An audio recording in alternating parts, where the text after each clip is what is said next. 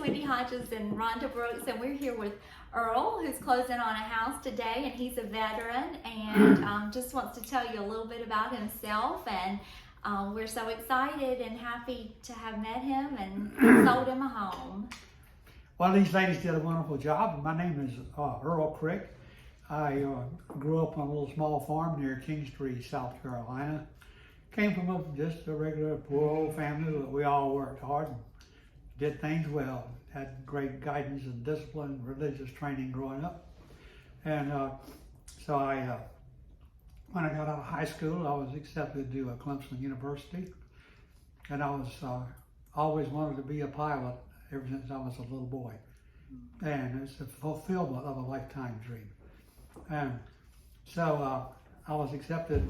I got my Air Force commission the same day I got my diploma from Clemson, and I was in the Air Force ROTC program. So then, once I got my commission, I was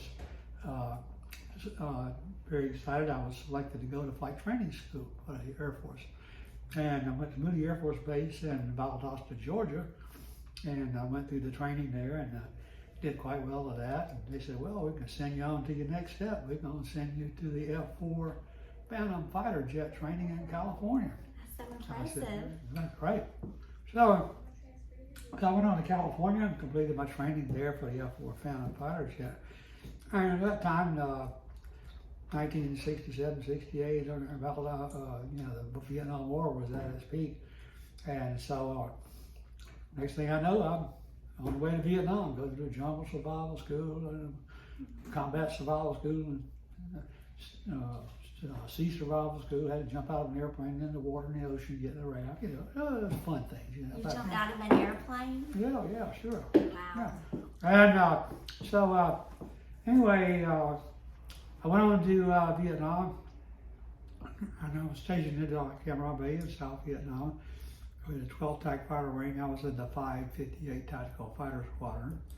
And I flew 117 combat missions in Vietnam. Wow. And I'm not bragging, I'm just a proud American. I received many honors and awards, but the most important being I was twice awarded the Distinguished Flying Cross for heroism in combat.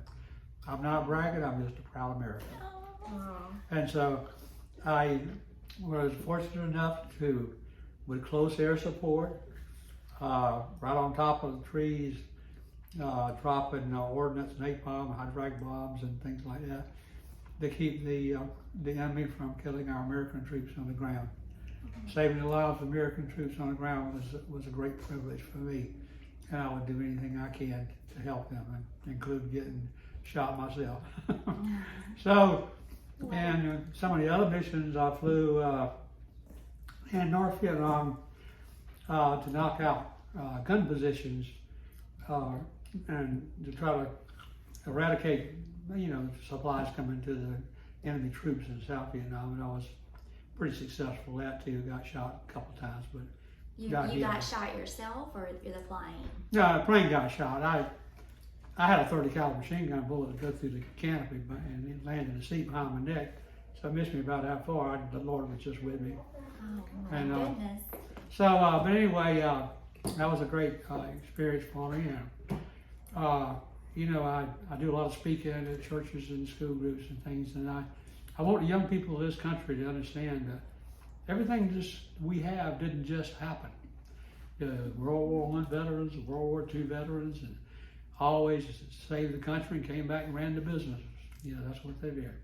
And I did pretty much the same thing after my time in the military. I came back and ran several successful businesses.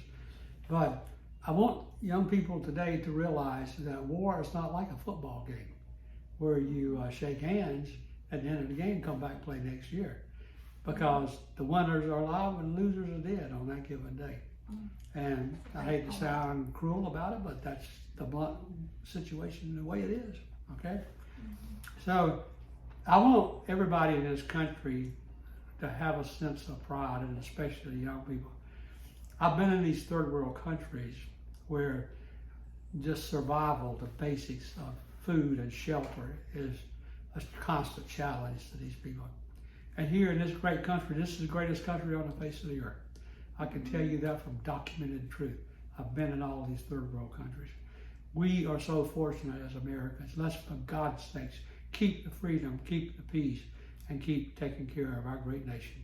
And I'm going to conclude my little talk with that. Thank you so much for listening. And thank you so much, Earl. We're so honored to have the opportunity to know you and to sell you a home, and you are so well deserving of it.